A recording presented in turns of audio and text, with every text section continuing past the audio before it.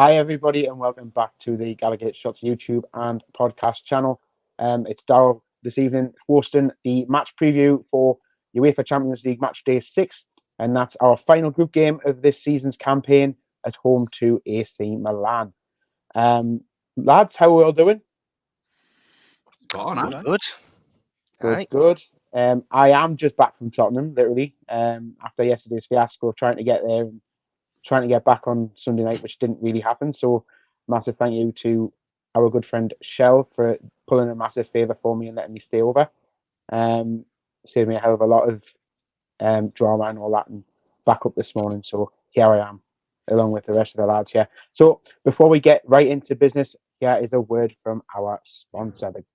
The GallowgateShots match preview is brought to you by Magpin. Magpin are the go-to site for high-quality, unofficial enamel pin badges of Newcastle United players, legends and retro kits. For more information, visit their website at magpinbadges.bigcartel.com. That's right, get yourselves over to Magpin if you want all your top enamel pin badges and merchandise for everything you want NUFC. So lads, we're going to focus on match day 6 as we just said. Following on from the 0-0 reverse fixture in Milan in the opening game of the campaign this season. Newcastle go into the back of this game on 2 consecutive defeats, unfortunately. 2 relatively heavy defeats as well, with a 4-1 against Spurs on Sunday and last week's 3-0 defeat at Everton. I think we can all agree that player fatigue has been a major issue for us in the last few games now. It feels like some of the lads are just running on fumes. But we do have some positive news that we have got some lads coming back from injury. We had Callum Wilson and Sean Longstaff coming back yesterday. And hopefully, because we're doing this before Eddie Howe's press conference before the game, we'll have some good news regarding some of the other lads coming back, hopefully in time for this game in midweek. Deka, how do you think we're going to get on? I'm a bit worried, like, to be honest. And I'm normally quite optimistic, to be honest. I just think Sunday's performance was, I don't like to use the word worrying because worrying sounds like it's deeper than it is, but I just feel that the lads look mentally and physically wrecked at the minute. I wish the game was maybe another week away. I just think it's just such a short turnaround. I mean, obviously, we've proven that we can do it, right? Because, like, look at that 3-game stretch with Chelsea, PSG away, and Man United, right? It was the same 11 players getting rolled out, playing full 90 minutes, could do the job. Just thought Sunday they just looked so tired, like they just looked absolutely shattered from minute one. You just hope that with it being at home and the type of game it is, they can just find something more, something extra. It's going to be tough though. It's going to be difficult. But we'll have to win, right? We have to win. So we have to. So, and the players will know that as well, you know. And, I would say I'm worried, but I mean, I'm sitting opposite the ground now and I cannot wait to get in. Like, I cannot wait for Wednesday to come. I was just looking there now. I was just like, I'm really excited for it, and I'm sure the players will be as well. So as much as it's going to be tough, they'll be up for it. Absolutely. I think, you know, we've said it a lot before in this competition, especially that we as fans have a huge part to play tomorrow. On Wednesday night. It'll be tomorrow as everybody sees this video for the first time. And it is going to be on us to really get those players and push them over the line. Like you say, a win is absolutely necessary. We might get away with it with a draw, but that'll only see us qualify for the Europa League as we drop down into that competition as long as we finish 3rd. But I think we can all agree that let's just get the win and give ourselves that chance. We're still relying on Dortmund doing a favour against PSG. But again, that's not necessarily as easy said as done, Dan, because we've had a few interesting results this weekend. Yeah, we have had some interesting results. Obviously, to start with Milan, they were beaten 3-2 by Atalanta. I know that Andy's going to go into Milan's form over more games than just the weekend. They were down to 10 men, but the 10 men came very late, so that's not an excuse for them. It wasn't like... I was about to discuss Dortmund. Didn't happen in the 10th or 15th minute. It was really late on. Ademola Lookman, who played for Everton, he got a brace. And Lewis Muriel off the bench. There was an amazing stat a few years ago. I think it was around COVID time, where Lewis Muriel was technically putting big quotation marks there, the best finisher in Europe, better than Lewandowski, better than Messi, because of these goals Better than Chris Wood. a minute in goals per shot.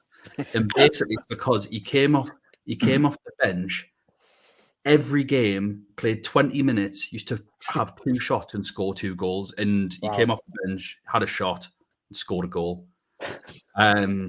So it's quite funny to see him 2 or 3 years later and he's still doing it. But yeah, Milan are in tatters at the minute. We can go into their team later on, but there is cause for hope, Deka. There is massive cause for hope with shambles that is their team as well.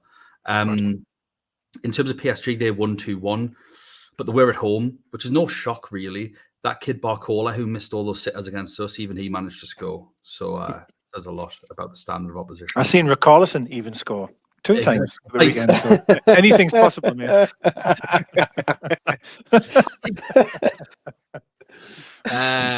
And then for Dortmund got Positive there, and then Deka brings it back down straight away. and dragging them back down. Dortmund got beat 3-2. They were down to 10 men from about 10-15 minutes, and they were playing Leipzig. So that is obviously a really tough game against Champions League level opposition with 10 men. Matt Hummels sent off. He's one of their leaders. So it was always stacked against them.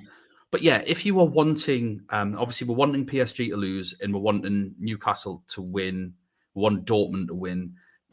Other than the Milan result, it couldn't have gone any worse this weekend in terms of indicators. But that being said, Milan is the major one.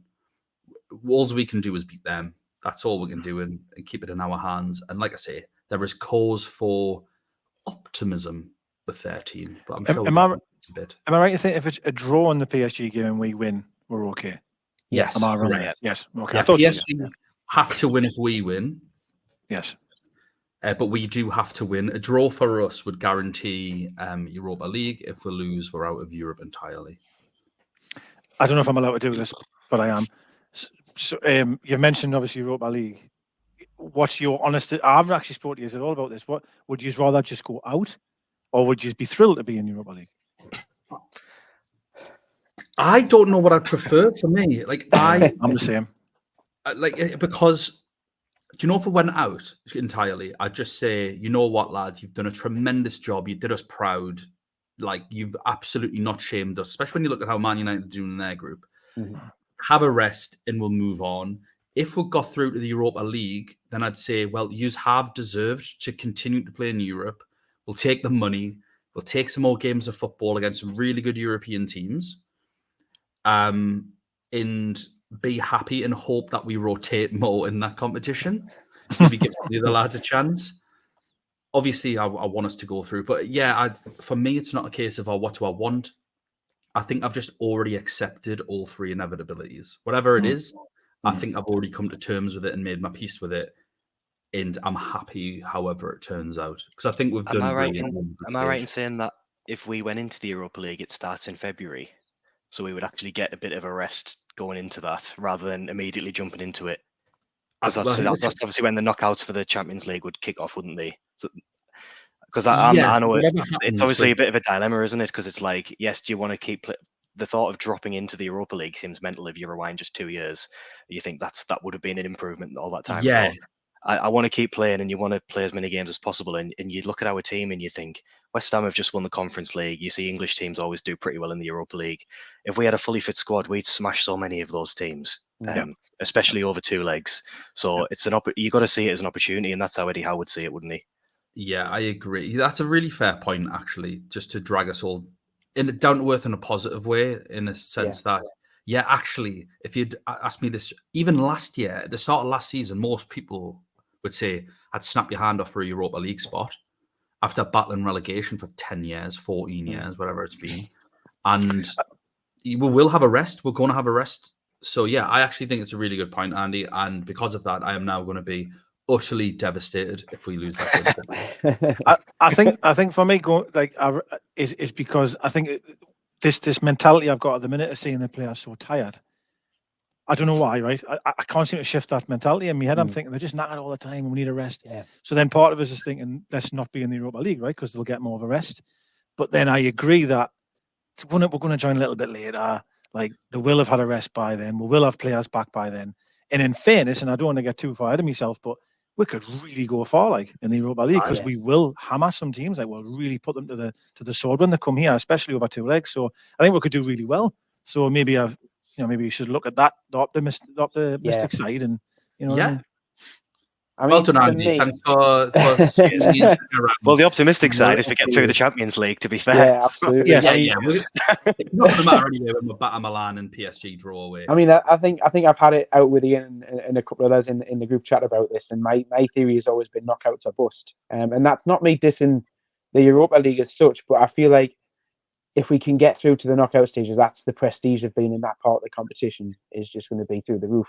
And if we don't, and we crash out, I don't want to say crash out, if we go out now, then we can rest the players up, get the lads back from injury, and then we can make an assault on the league and get ourselves qualified for the Champions League again next season. Because there's no doubt that we could do that, especially if the coefficient helps, that we can get in with 5th place. Well, that's the thing. I think we still need to be doing a job for that coefficient. Teams actually still need to perform this year. So I think the other teams and the other competitions are doing enough to sort of get themselves through the groups. Obviously, Liverpool have smashed their group a bit. Yeah. For us, obviously, Man United is letting the side down massively. Yeah.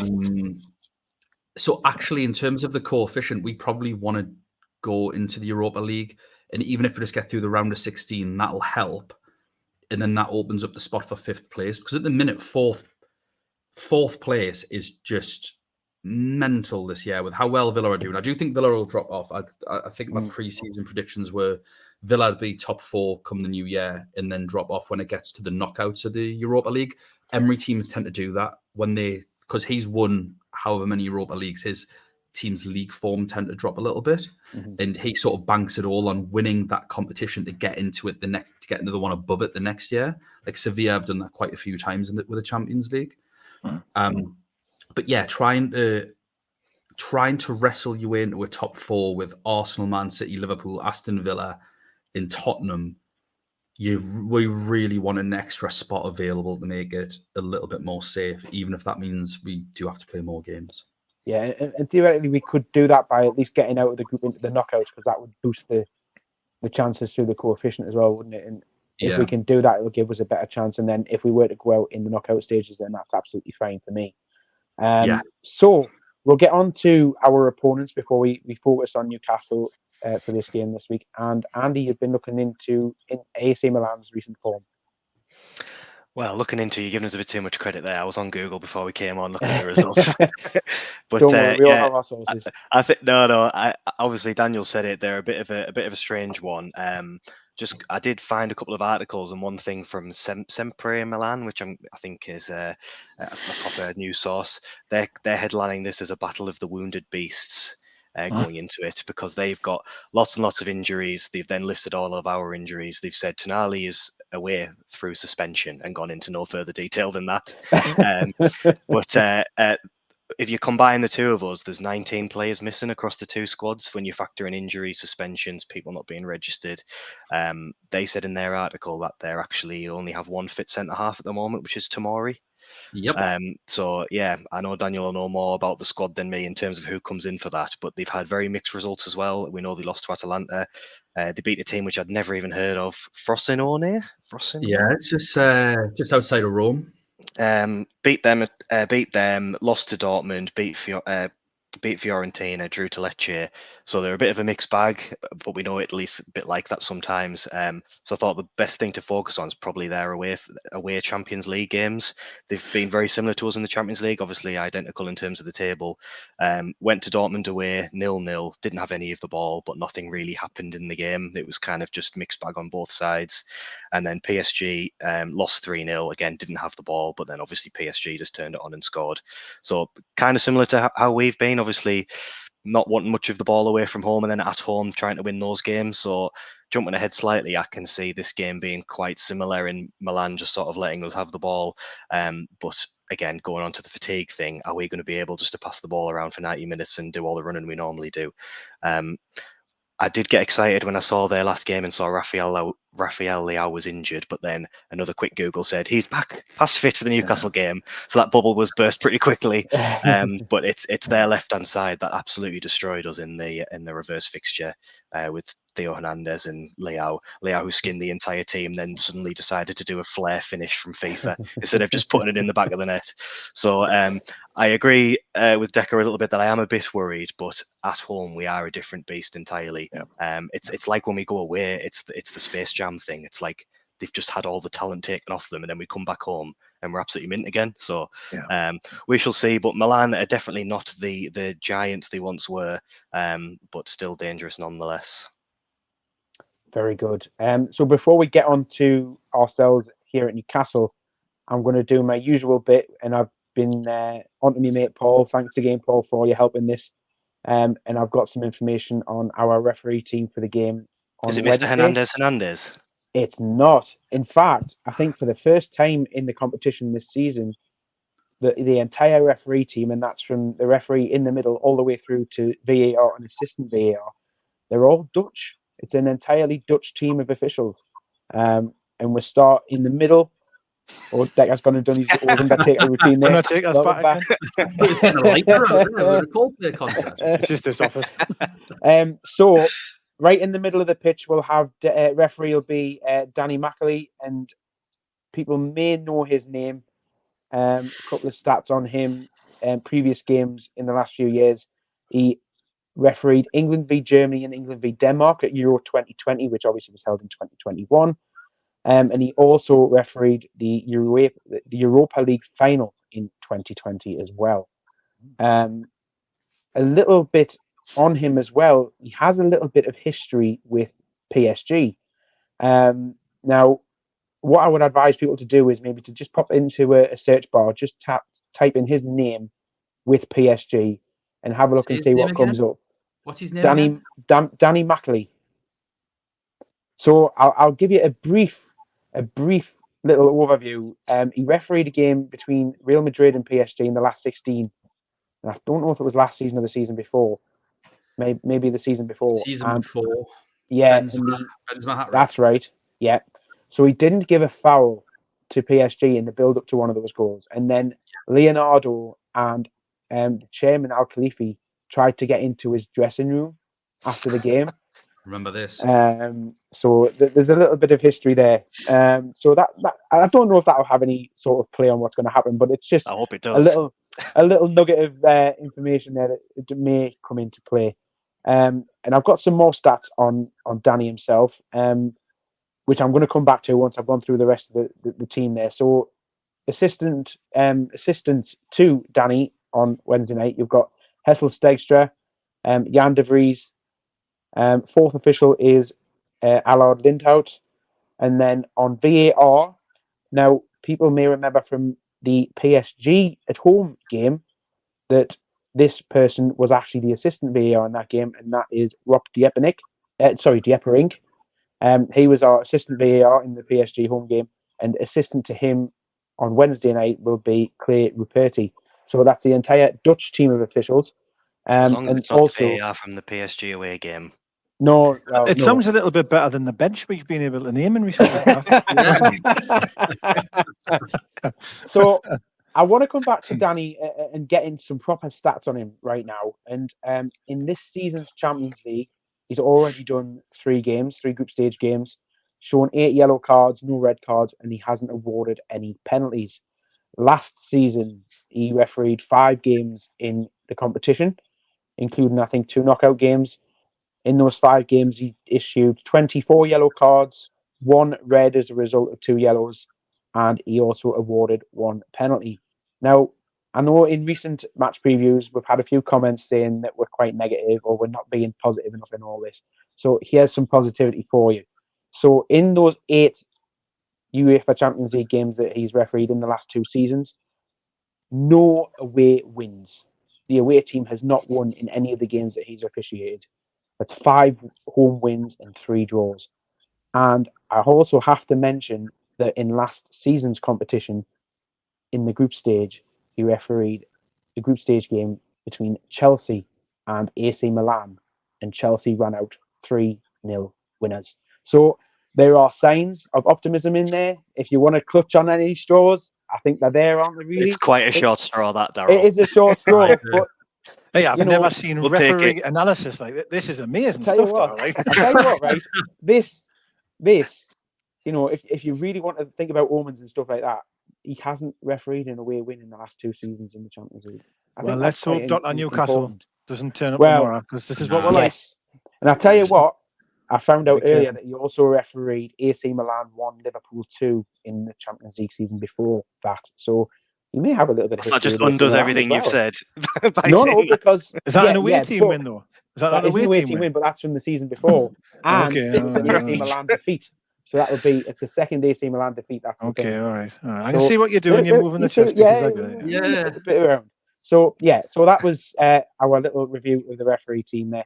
So Deka, we mentioned it earlier on. The lads are running through brick walls and running on fumes at the minute, and we're desperate for some players to come back. And there was a little glimmer of hope there on Sunday against Spurs when Callum Wilson and Sean Longstaff came off the bench at the back end of the game. Callum Wilson did quite well when he came on. He got through that absolute horror challenge from Christian Romero, which really should have been a red card, and I don't know why it wasn't. But he also set up the goal for Joe Linton at the end there as well. So it was really good to see him back on the pitch. And obviously, Sean Longstaff comes in and just adds a bit of legs to that midfield as well. So we're doing this before Eddie does his presser before the game. Do you think, or do you hope that there's some more bodies you can say are coming back for the game on Wednesday? Well, obviously, of course, I want more bodies. There's some rumours again I've been reading about Barnes, but that'll be maybe for the Fulham game, maybe a couple of days too early. I think with Wilson, I just can't see him starting at all, given the fact that he's been out for as long as he has and then played a little bit on Sunday. But I do think we'll miss that physical presence up front a lot. And this is no knock on Isak. I think he's a tremendous footballer. But I just think that sort of aggression and, I don't know, that being able to hold the ball up and just be more aggressive up front. I think when Wilson comes on, you're seeing that like straight away. He's just more niggly. He's more arsey than what Isak is. Do you know what I mean? Yeah. If that makes sense. But I have a feeling we'll probably see the same team again. I just can't really see where there'll be a change. I don't mean that over the full 90 minutes. I think definitely there'll be more players see minutes this time, whereas we've played a lot of the games recently where it's the same 11 have seen the full 90 plus, and 98 minutes, you know what I mean? Mm-hmm. So I do think that we'll see some changes in the game. I think starting it, I think we might see the same again. But I think what Andy referenced about home advantage, and we are a different beast at home. You just look at our home record compared to the way this season, it speaks volumes, really. And the guys will be hurting like off the last 2 games, and they'll want to impress and they'll want to come out and show that it's just a blip. You know what I mean? It's just hasn't been going for them. So I think we will come out the trap massively.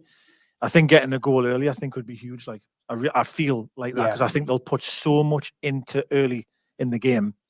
If it's 0-0 still, then we could maybe struggle. But the one positive I think to take from everything is that even if we are struggling, we will have options off the bench. For example, you mentioned Wilson, Longstaff, etc.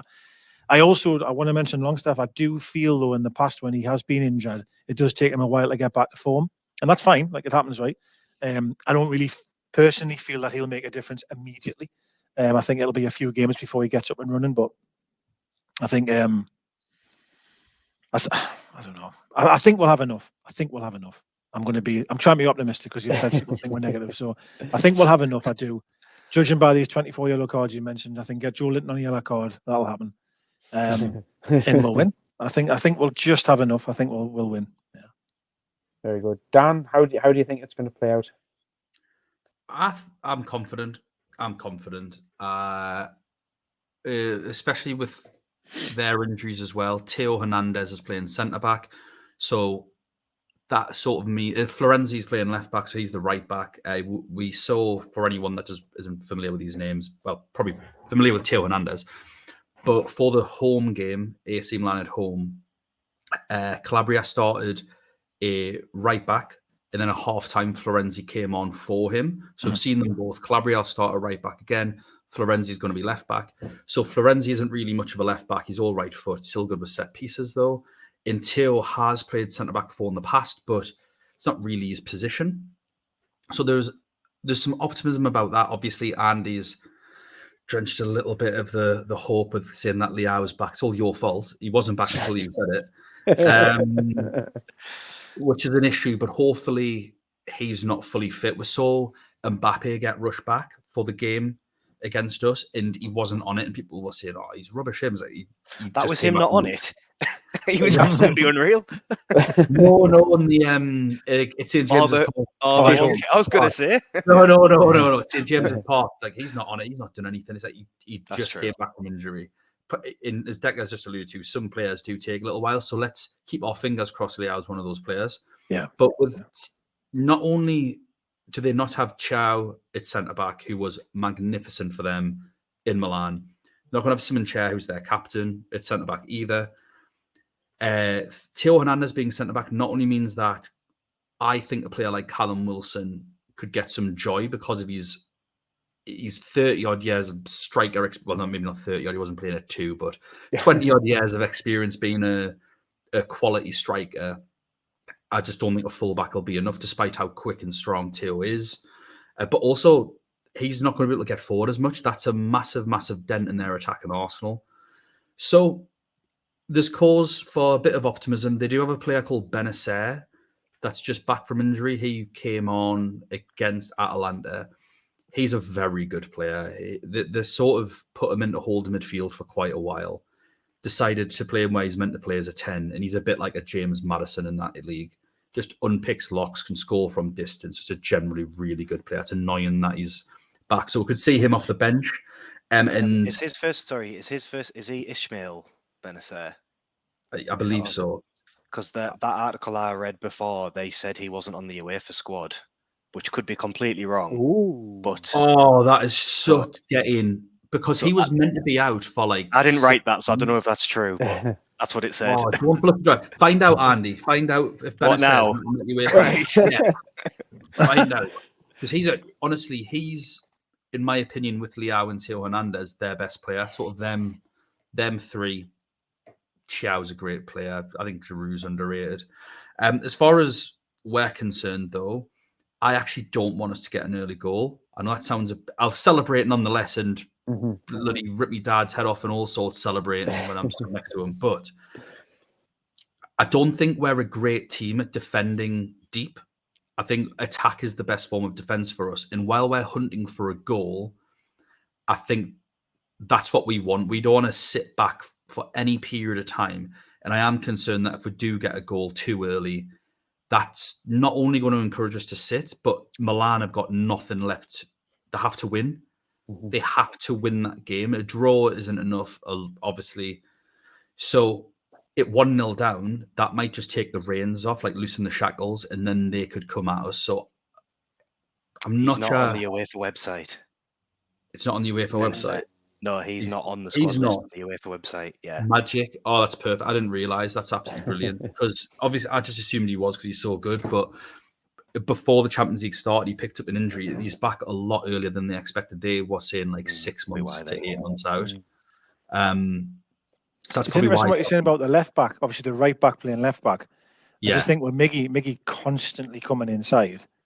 Yeah. Basically, he's going to be going at his stronger side. Does that make sense? Yeah. That'll be an interesting battle, if that's the case. Yeah. The thing is with Florenzi, he's a canny defender, but he's dangerous going forward. And he's just, it's a bit like us having Trippier on the left. Like, he's still a good fullback, but you cut out a lot of the danger that Trippier can offer. So it's probably a good thing. And Calabria's a really good defender, but he's not great going forward. So for me, it would make a lot more sense to swap them two. But who am I to question the AC Milan manager that every Milan fan wants to be sacked? Because they're all desperate. They've been wanting sacked for like 2 years. But yeah, like I am confident. I think that with the players coming back, I think Wilson off the bench is a really good asset for us. He's just such a good player. And the crowd need to be electric. We can't have what we were like at Dortmund, just an absolute fact. If it is, we've got no chance. We need that Paris Saint-Germain atmosphere. This could be the last Champions League game we play in for a very long time. Who knows what it could be? So we'll have to go in like it's our last and give absolutely everything as a fan base as well. And I think if we do that, I think we'll be all right. Yeah, I mean, you're absolutely right. And we've got to remember that I think we're all going, aren't we, tomorrow? We've got to remember to take our scarves, and everybody watching, if you're going, remember to take your scarves because both flags have asked for the scarves to come back in tomorrow. So I say I don't have a on scarf. Wednesday. Oh no! Pick one up outside. You get one from outside for sure. Not a half There's and another half one at one. the though. back page. I don't normally like half and half scarves, but there's a one looks. I've seen it today in the shop window. It's Milan and Newcastle, and it actually does look very nice. I'm not normally a fan of half and half, but But yeah, grab hold of a scarf and bring it with you tomorrow because we need it to raise the atmosphere. I think we mentioned it before, Andy. I think the home crowd tomorrow is going to be absolutely pivotal in pushing the lads over the line and to get the result that we need. How do you feel about that? Yeah, it's we said this in the preview before Everton, I think, about how we've got the biggest point differential for home and away in the Premier League. It's just mad. And last season we were so consistent both ways. But and it's hard to say whether it's how sort of willing just to take the hit on the away games and just put everything into the home games with the squad we've got. But if he's doing that, then this game is the perfect chance to go back out there in front of the fans and show what we're really about. Because it's been, I think I said this in our chat yesterday, it's just been quite sad watching the team the last two games because they've given us so much joy in such a short space of time and they've completely revolutionised what we think of our team. And to see them sort of limping along and losing to, well, one poor team and one good team in the way we have, it has been sad. But yeah, we need a good atmosphere. We need to be cheering them on as soon as they come out for the warm up, let them know we're behind them. I did see the away end at Spurs; they were still jumping around and cheering even after we'd been beaten. I think they probably needed that because it's probably quite easy as a player to go down a bit of a black hole when you've had a couple of bad results and think the world's against you. So it would have been nice for them to see that we're all behind them. But yeah, we need that siege mentality. St James's Park is our fortress, and yeah, we've got to show the world on the world stage that that's still the case now. Brilliant it's funny stuff. though to reference what you sorry, said how how sorry mate, how quickly that sort of good feeling goes, isn't it? Like you had them 3 games in a row where I feel we'll beat PSG in my opinion. So that's 3 wins in a row against 3 big teams, right? Like, do you know what I mean? And you've had 2 defeats, and it feels so much worse than 2 defeats. It feels like that. Well, look at Man City. They've just won a treble, and then they've had a couple of bad results, and Pep's then getting asked about the state of his team, and it's like it's the best team we've ever seen. It's ridiculous. Absolutely right. It's so tough, isn't it? It's so mentally strange, isn't it? Yeah. Sorry, not like football fans to be reactionary, is it? True enough.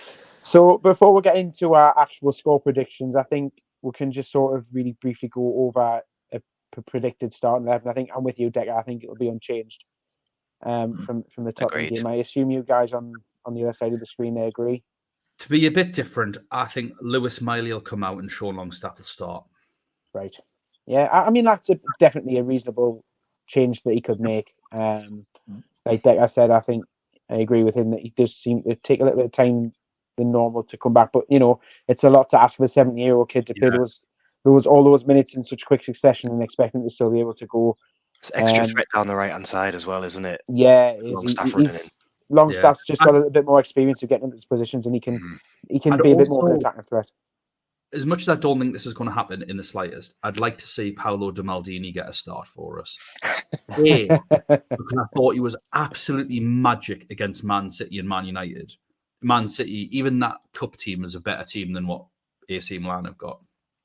But I just think our defenders have looked, even as centre-backs have looked really, really, really leggy.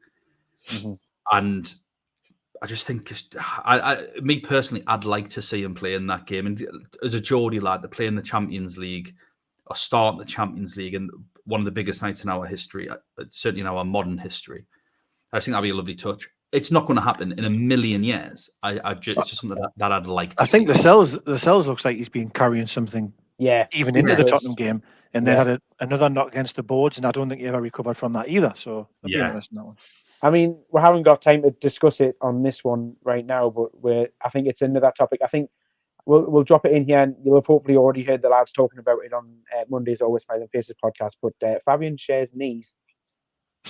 That's the interesting thing because they're always pouring the blood these days. So that might be something the lads might discuss, and keep an eye out for it when you're watching or listening to that. So we'll come on to score predictions for this one, and Deka is the guest, I suppose, on these match previews. I'm going to come to you first. 3-1 Newcastle. How are the lads? Top man.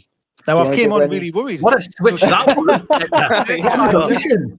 35 minutes and 14 seconds from a possible 1-0 defeat or a 3-1 win. So yeah, Do no, you I'm gonna go 3-1. We're gonna blow them away, and just hope we'll have a better look in the other game, which will get us through. Have you got Yeah. anything in mind for the goal scorers? Gordon, Almiron, and Wilson off the bench. Top man. Right, I need to put a Dan? bet on now, because if that happens, Let's have a bit more fun though. Also got to predict the Dortmund v Paris Saint-Germain game. Ooh. 1-1. 1-1. Right. And then I'll see you in the last 16, boys. Dan, what do you reckon? I think it's going to be 2-1 Toon. I also agree. Gordon and Wilson off the bench. And in terms of the other game, I think Dortmund will win that 2-1. See you in the round of 16, boys. Andy? Yeah, Same, I think. Although, good luck trying to find out the score in St James's Park. I don't know how we're going to do it at the minute. Someone have to like set a flare off in the distance or something. But yeah, I agree. Just to be different, I'll say we're due a clean sheet, even though there's no logical reason to think we're going to keep a clean sheet at all. Let's just say we'll keep a clean sheet. Yeah, Deka's gone in the dark again. Wave your arms around like a madman. Yeah, I'm gonna say 2-0. Similar sort of game where maybe M-Dubs will have the game of his life. We obviously don't have Pope to keep out those ridiculous chances like the PSG. And yeah, similar, I think just at home we're a different beast. Like Deka said, if we start strong and we get that early goal, it's going to give them such a lift just physically and mentally. And then I think we should hopefully just be able to control it. We said in all the Champions League previews that these games are all about big moments, and I just fancy us to make the most of them this time around, because a couple of the Champions League games and obviously recent league games as well, we just fluffed our lines a little bit, but we're going to be on it 100%, and we'll all be saying how mint we are again. And then I'll see you in the last 16, boys. What about you're saying this, but you haven't given a Dortmund PSG prediction. 4-0 Dortmund, just so we can all breathe. I can't be dealing with the stress. Hat-trick of them patio goals. Aye, that'll do. Right, well, I'm gonna say I have been thinking about this long and hard actually, and I didn't want to go negative this time. I'm not going for another 1-1 draw because it's not enough. So I'm going to say it's all in the last 16 and go 2-1 to Newcastle. I really fancy Kieran Trippier to finally get that free kick goal that he's been missing for a while. And maybe he would need it. Be nice for him, wouldn't it? Because he's had a tough week. And Anthony Gordon. And if Fabian Shea wants to make it 3-1 with another screamer, then by all means, Fabian, crack on, son. And I think over in Dortmund, I think it could be 2-1 to Dortmund. Like, just PSG's away form just doesn't bode very well for them, does it? And it wouldn't take much for that Dortmund yellow wall to keep them quiet, I don't think. And I'll see you on that. We'll all see everybody. We'll see each other and everybody else in the last 16. I think that is a massive positive, though. You think not so long ago, right? We did a podcast like this, the four of us, right? Yeah. And all four were predicting to beat Milan. Like, do you know what I mean? So, it's just mental, isn't it, really? So we've got to be grateful for where we are. I've mentioned it before already, and we've talked about it a lot on this one. And that home crowd's going to be so pivotal tomorrow and on Wednesday again. I've said about the third or fourth time I've said that as well. So that home crowd's going to be absolutely monumental for us when we play, and I think it's going to be the right amount to see us over the line as well. I think the place will be bouncing. I think for once we need to put that effort in to silence those Milan fans, because those Ultras are going to be there. I don't know how they're going to march them through the city centre from wherever they're meeting up, because you can't take them through the middle of the Christmas market around the monument. So hopefully there'll be no bother. I don't want to see any bother. Come on, people, be sensible. Just let them have a walk through and see Newcastle at night. Don't want any trouble. I walked to the San Siro with a lot of Milan fans, and they were all really nice to me. I know there was that attack, but they were obviously some absolute nut job people. I don't think they're proper football fans. They're just people looking to cause injury to other people. All the actual Milan fans couldn't have been any more friendly, helped us out. So return the favour, be nice to them, and just show don't them let them bring a drum. Newcastle is. Well, I think they probably will be bringing a drum, won't they? If anything, lead them through the Christmas markets. Let the Christmas markets make a ton of money selling 20 quid breakfasts. Right then, so that's it, everybody. You've heard us all. We're all going to see you in the last 16, and from me, Daryl, and from the rest of the lads, we're going to see you on the next one, and we'll look forward to seeing you very soon. Ta-ra.